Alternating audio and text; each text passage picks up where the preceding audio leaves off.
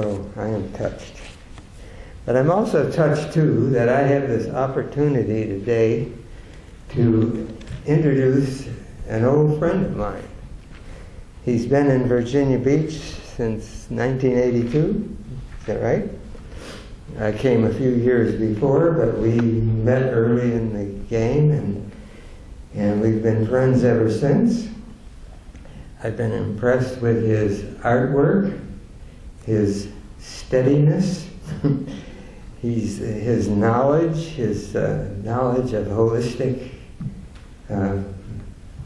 remedies. If you have anything wrong, he'll ask him about it, and he'll say, "Oh yeah, we'll use this and this and this." So that he comes from the Midwest. He's been where he was 17 years, art professor and full-time college art professor. And when he was introduced to Edgar Cayce, he began to integrate dreams and higher consciousness into his artwork. So he was a kind of a forerunner in that way. And one of his works is up on the wall there, with compliments of Francis from Israel, right? Or Egypt. Where did that come from? It's based on a painting I did, yes. Yeah. It's called The New Man. Yeah, I know that, but you commissioned to have your painting woven in Egypt. Was it Egypt? Yeah. There's a lot to say about Francis, so we'll try to get the key points in, and so we don't go on and on. But he was the editor of the magazine Venture Inward for almost from 1982 to 1984. He was the art director of Venture Inward. And that's, for those who may not know what Venture Inward is, that's the membership magazine of ARE, and it goes around the world. And many people have seen and experienced his artwork through that vehicle. His paintings reflect both his interest in the mandala, in which he has reflect his interest in dreams and spiritual growth. The new work, the new man, the new woman, the child within have become hallmarks of his art, content, and style, and have been widely distributed both in the U.S. and Europe as prints and note cards. So for those us in the fellowship may not know Francis very well, but we are surrounded by his work, both in the artwork and on the posters, many posters and brochures, and ways he contributes his talents and higher consciousness into form for us. So we love Francis. He's also very busy singing in every chorale he can find. He loves music, and it also comes through in his gentle spirit, which is very united and whole and grounded. He's a wonderful person. I'm glad to have him for a friend, and we are glad to have him as a minister of the fellowship. He was ordained by Paul Solomon in 1984. No, he became a member in 1984, was ordained at Hearthfire in 1986 by Paul Solomon. And so he carries the Holy Spirit in him, just like Sarah, but in a different way. So Francis, God bless you. Come on up. Thank you, brother.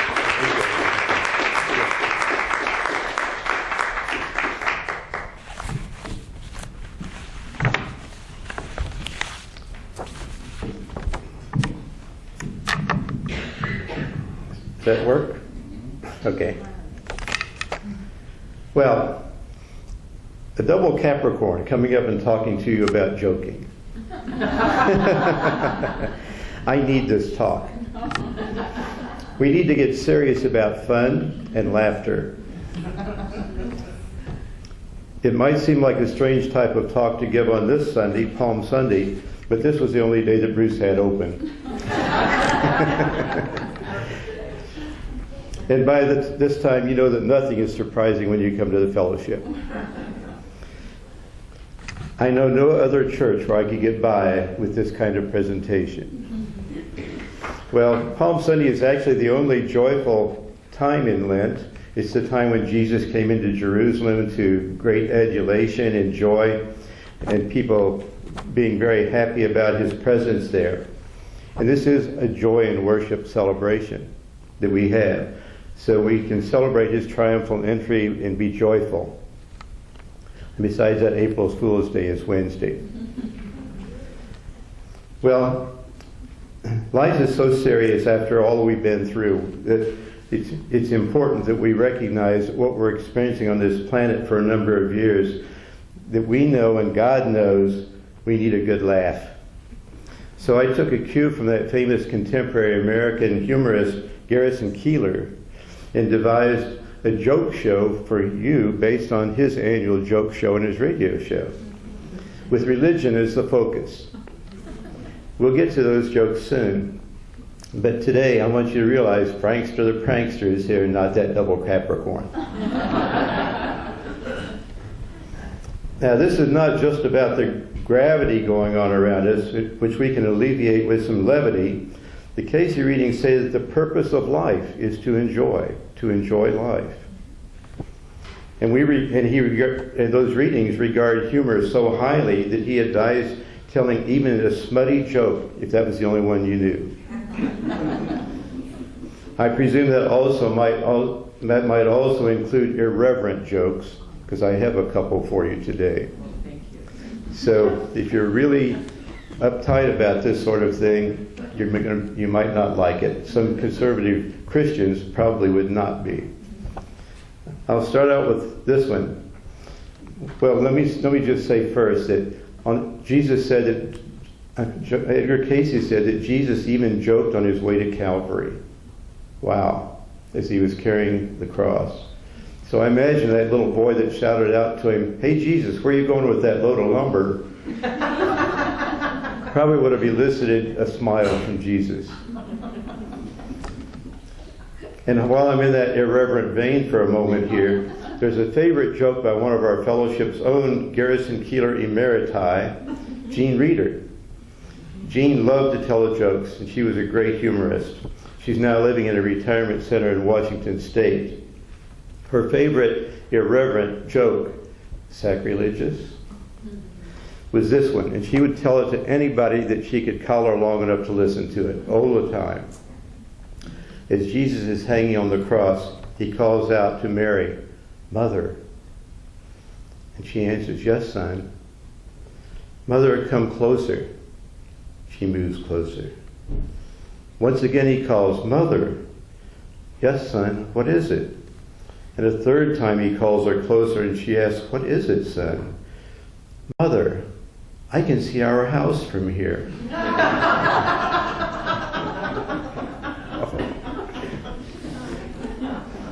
And can you imagine a joyful Jesus, a humorous Jesus, Jesus the Garrison Keillor, walking into a hotel and tossing big nails on the counter and saying, "Can you put me up for the night?" Oh.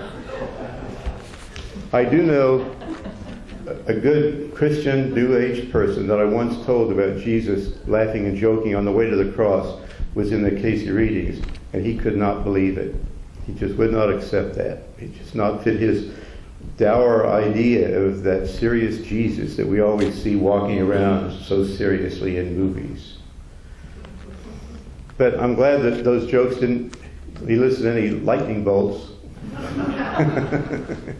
So I guess Jesus and God do know that we're just human, and they've made us. Having a sense of humor is very valuable. I know someone who was plagued during much of his lifetime with depression and other emotional concerns for which he took strong medications for many years. And recently he started doing something called laughing yoga. And he said he's off all of his medications. And he's feeling fine. And he doesn't laugh for any reason, he just laughs. That's laughing yoga. So we might try that. He's walking living proof that for a very long time what we've commonly known and acknowledged that laughter is the best medicine. Quite literally. Breakthrough scientific research is shedding new light on the physiological benefits of laughing on physical health all the time. With so much power to heal and renew, the ability to laugh easily and frequently is a tremendous resource for surmounting problems, enhancing your relationships, supporting both physical and emotional health. It helps deal with illnesses, pressures of daily living, stress, and coping at work. Humor lightens tensions between individuals and helps us get in control of our feelings and reactions in difficult situations. Now, humor is not laughter. Laughter is the physiological response to humor. Laughter makes us feel good for actual physiological reasons, changes that occur in the body. It reduces certain hormone stress levels, reduces hormonal secretions such as adrenaline's fight or flight reaction that comes in times of anxiety, pressure, rage, and hostility. Those stress hormones suppress the immune system and increase blood platelet count, which can cause arterial obstructions and high blood pressure.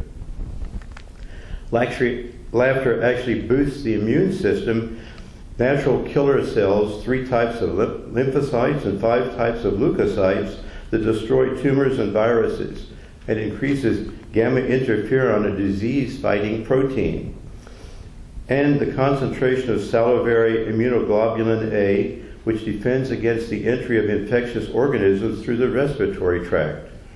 In a nutshell, it brings balance to all the components of the immune system and increases our resistance to disease. It also releases endorphins, our natural feel-good happiness chemicals. No need for 420. Don't you know what that is? I thought everybody knew. That's grass.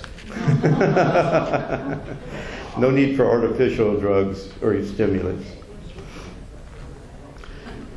Laughter may help prevent some life-threatening situations.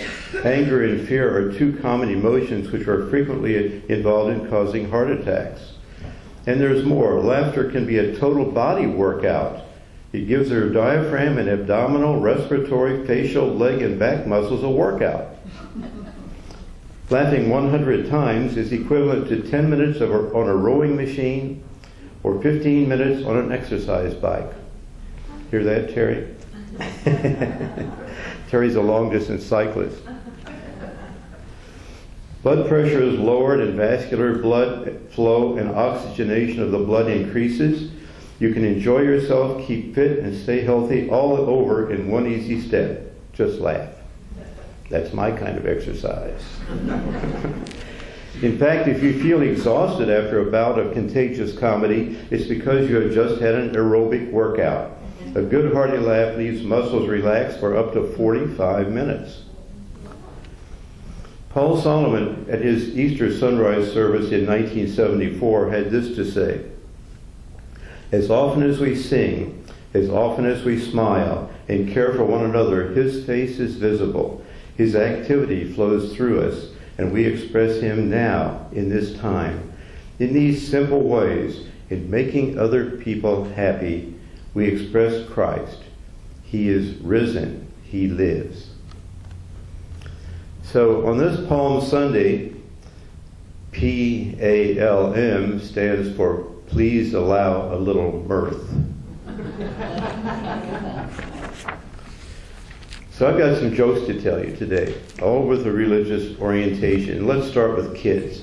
These are kids' one-liner letters to God. Dear God, instead of letting people die and having to make new ones, why don't you just keep the ones you already have? Dear God, if we come back as something else, please don't let me be Mary Horton because I hate her.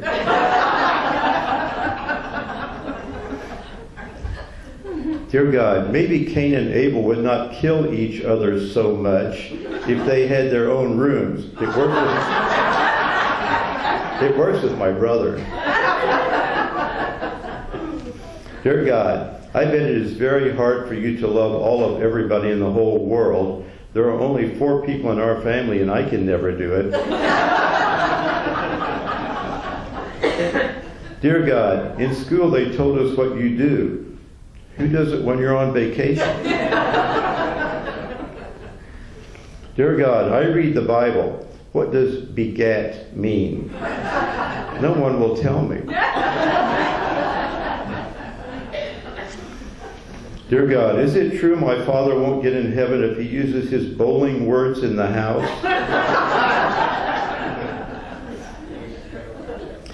Dear God, did you mean for the giraffe to look like that, or was it an accident? Dear God, I went to this wedding and they kissed right in church. Is that okay?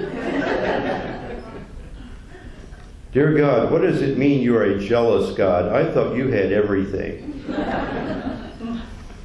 Dear God, did you mean to do unto others as they do unto you? Really? Because if you did, then I'm going to get my brother.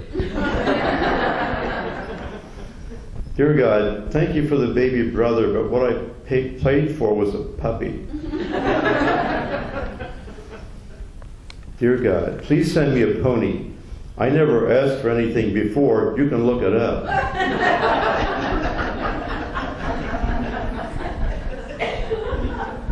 Dear God, if you give me a genie like Aladdin, I will give you anything you want, except my money and my chess set. Dear God, I just want to be like my daddy when I get big, but not with so much hair all over. Dear God, you don't have to worry about me. I always look both ways. Dear God, I think the stapler is one of your greatest inventions. Dear God, I think about you sometimes even when I'm not praying. Dear God, my brother told me about being born, but it doesn't sound right. They're just kidding, aren't they?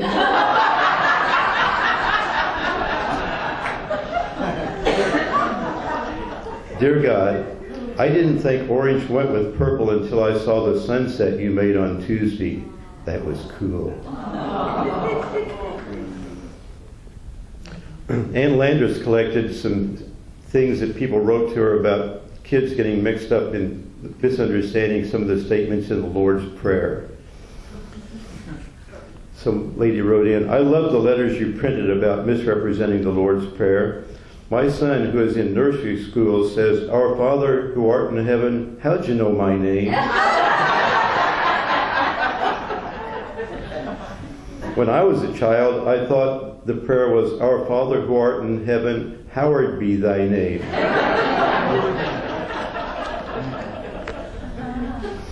I remember thinking the prayer was, Give us this day our jelly bread.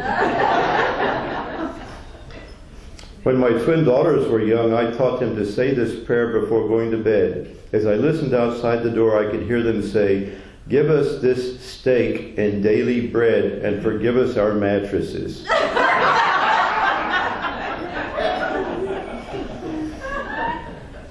A 6-year-old overheard reciting the prayer, said, And forgive us our trash passes as we forgive those who pass trash against us.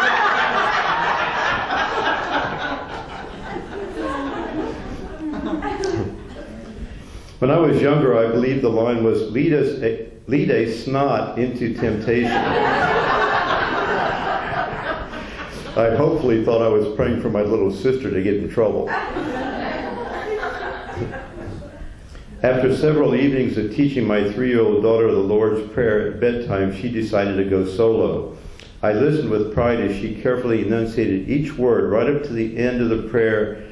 Lead us not into temptation, but deliver us some email.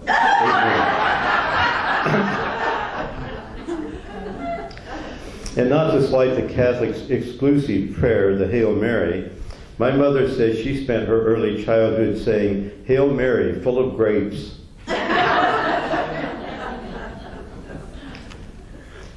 A little boy was overheard praying, Lord, if you can't make me a better boy, don't worry about it. I'm having a real good time just like I am.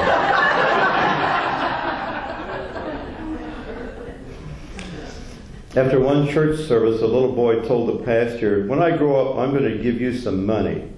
Well, thank you, the pastor said. But why? Because my daddy says you're one of the poorest preachers we've ever had.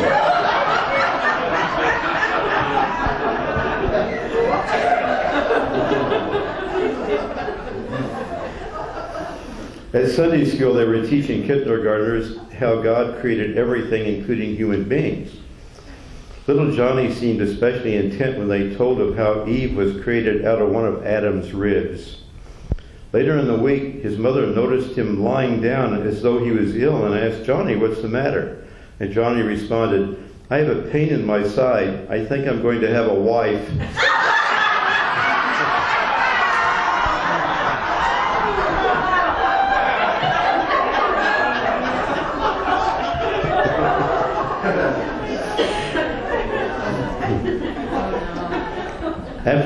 After the christening of her baby brother in church, little Mary sobbed all the way home in the back seat of the car.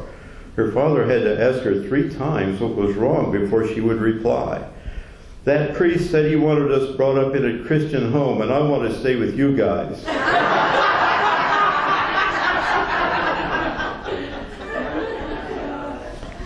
A little girl became restless as the preacher's sermon dragged on and on. Finally, she leaned over to her mother and whispered, Mommy, if we give him the money now, will he let us go?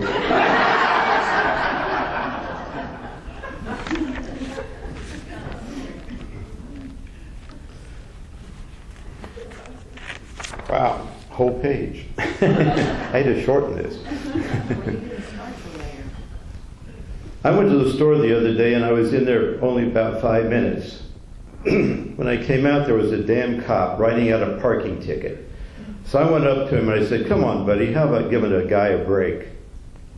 He ignored me, continued writing the ticket. So I called him a pencil-headed Nazi.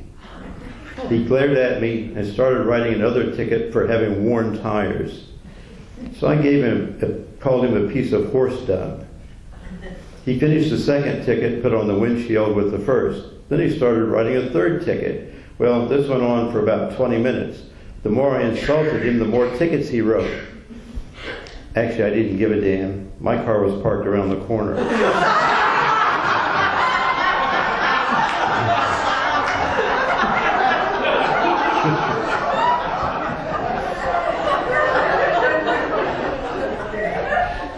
I try to have a little fun each day. It's important at my age.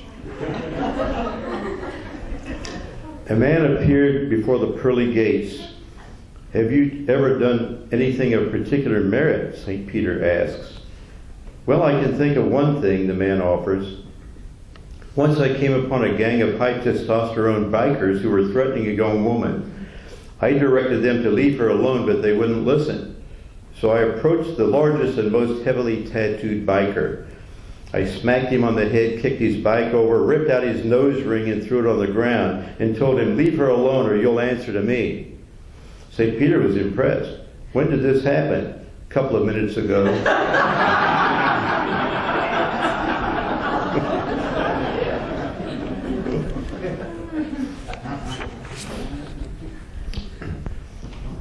Here's some light on religions. Question, how many Christians does it take to change a light bulb? Roman Catholics, none. Who needs them when you have candles? Episcopalians, 3. One to call the electrician, one to mix the drinks, and one to talk about how much better the old one had been. Pentecostals, 10. One to change the light bulb and 9 to pray against the spirit of darkness. Mormons, 5. One man to change the bulb and 4 wives to tell him how to do it. Presbyterians, none. Lights will go on and off at predestined times anyway.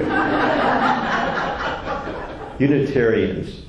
We choose not to make a statement either in favor of or against the need for a light bulb. However, if in your own journey you have found that light bulbs work for you, that is fine. Lutherans, none. Lutherans don't believe in change. Amish, what's a light bulb? The Fellowship, we're using candles. It was either electricity or water this month.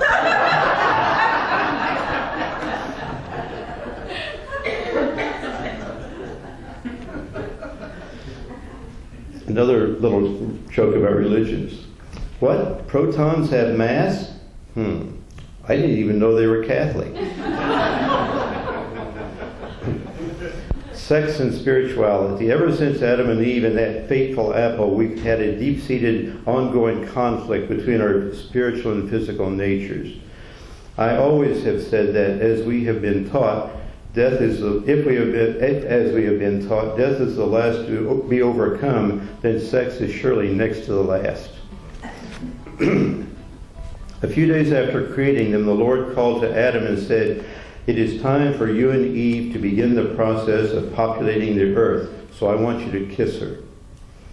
Adam answered, "Yes, Lord, but what is a kiss?" The Lord gave a brief description to Adam, who then took Eve by the hand and led her behind some bushes so as not to scare the animals. A few minutes later, Adam emerged and said, "Thank you, God, that was enjoyable." And the Lord replied, "Yes, Adam, I thought you might enjoy that. Now I'd like you to caress Eve." And Adam said, "What's a caress?" So the Lord again gave Adam a brief description, and Adam went behind the bushes with Eve. Quite a few minutes later, Adam returned smiling and said, "Lord, that was even better than the kiss." And the Lord said, "You've done well, Adam. Now I want you to make love to Eve." So Adam again once had to ask, "What is make love, Lord?" So the Lord again gave Adam directions, and Adam went again to Eve behind the bushes, but he reappeared in just a few seconds. "Lord, what's a headache?"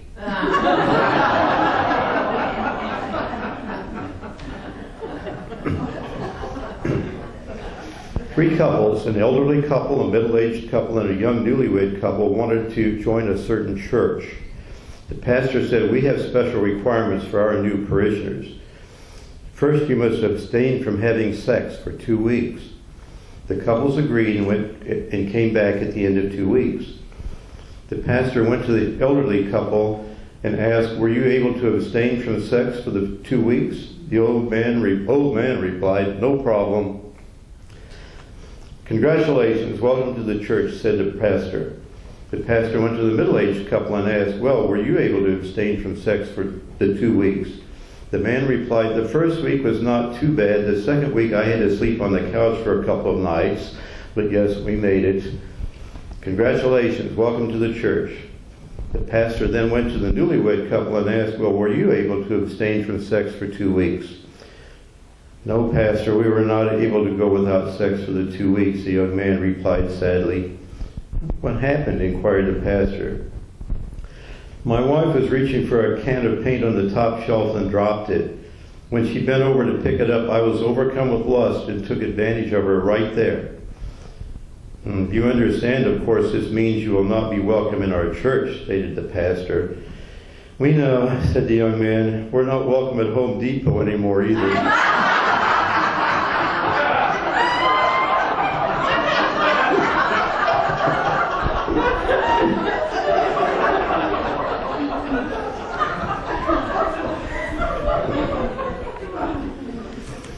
Sarah, the church gossip and self-appointed supervisor of the church's morals, was always sticking her nose into other people's business. Most of the church members didn't like it, but her meddling, but feared her enough to maintain their silence. One day she accused George, a new member, of being an alcoholic after she saw his pickup truck parked in front of the town's only bar one afternoon. She commented to George and others that everyone seeing it there would know that he was a drunkard. George, a man of few words, stared at her for a moment and just walked away, saying nothing. Later that evening, George quietly parked his pickup in front of Sarah's house and left it there all night.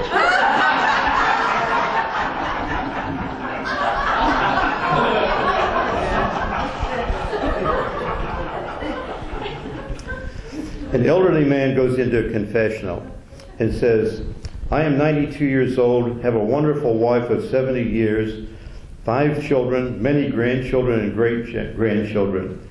Yesterday I picked up 2 college girls hitchhiking. We went to a motel where I had sex with each of them 3 times. The priest said, are you sorry for your sins? Man said, what sins? The priest said, what kind of a Catholic are you? Man says, I'm not, I'm Jewish. The priest said, why are you telling me all of this? Man, I'm telling everybody.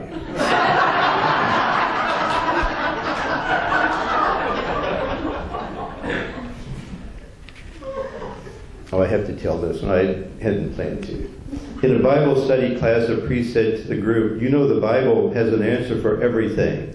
The reason for that is the people in the Bible have all at one time or another been in the same situations you have. Even PMS, one woman asked. Sure, I assure you it's there. Really? Father? Where? The woman asked. Right here in the gospel passage, explained the priest, where it says, and Mary rode Joseph's ass all the way to Bethlehem.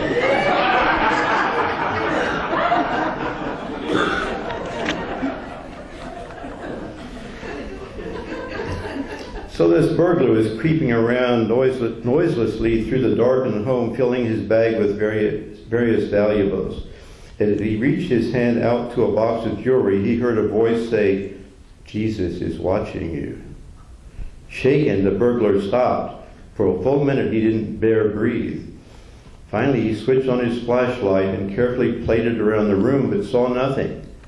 Convinced that it must have been his imagination, he turned off the flashlight and continued in his quest for another man's wealth. He was busily unhooking a stereo set when he again heard, Jesus is watching you. This time he nearly jumped out of his skin.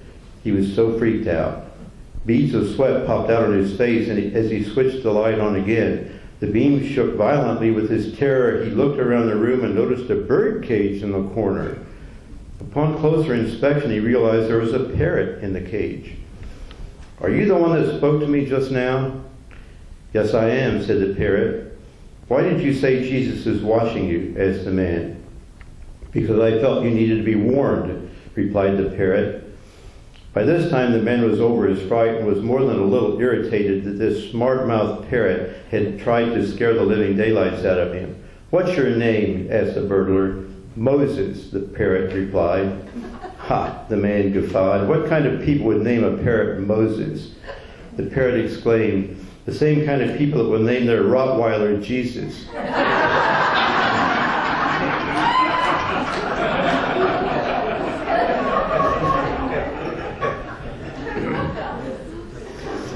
Jesus and Satan were having an ongoing argument about who was better at using the computer.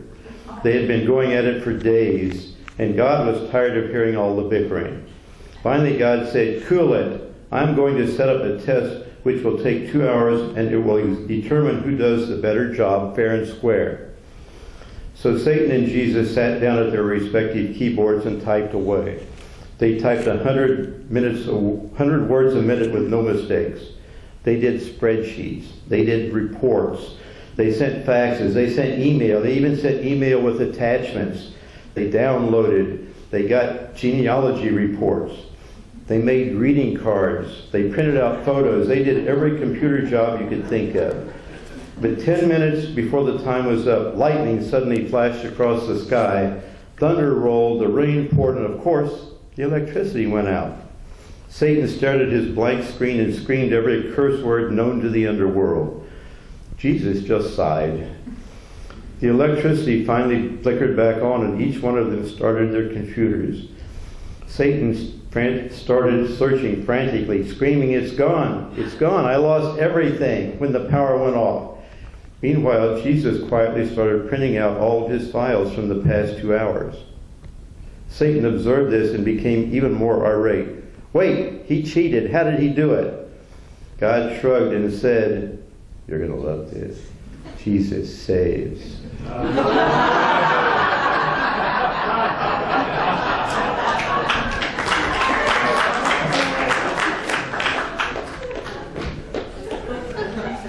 You'll see me taking up the offertory, so I've got some jokes about that. Muldoon lived in the Irish countryside with only a pet dog for company. One day the old dog died, and Muldoon went to the parish priest and asked, Father, me dog is dead.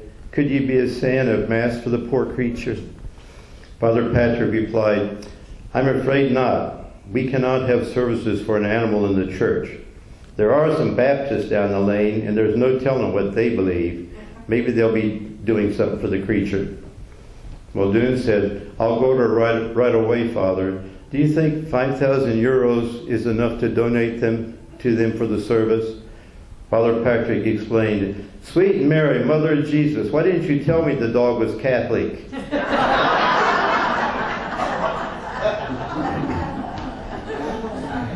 Father O'Malley answers the phone in the rectory. Top of the morning to you. Hello, is this Father O'Malley of St. Brendan's Parish? It is. This is Joe Dolan from the IRS. Can you help us? I can. Do you know Ted Houlihan? I do. Is he a member of your congregation? He is. Did he donate $10,000 to the church? He will.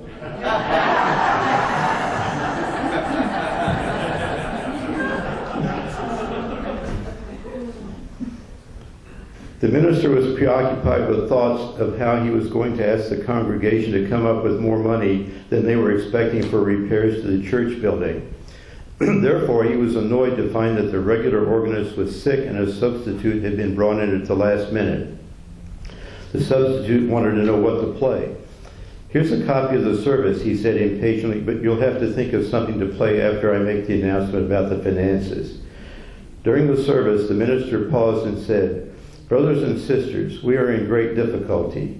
The roof repairs cost twice as much as we expected, and we need $4,000 more. Any of you who can pledge $100 or more, please stand up. At that moment, the substitute organist played the Star-Spangled Banner. And that is how the substitute organist became the regular organist.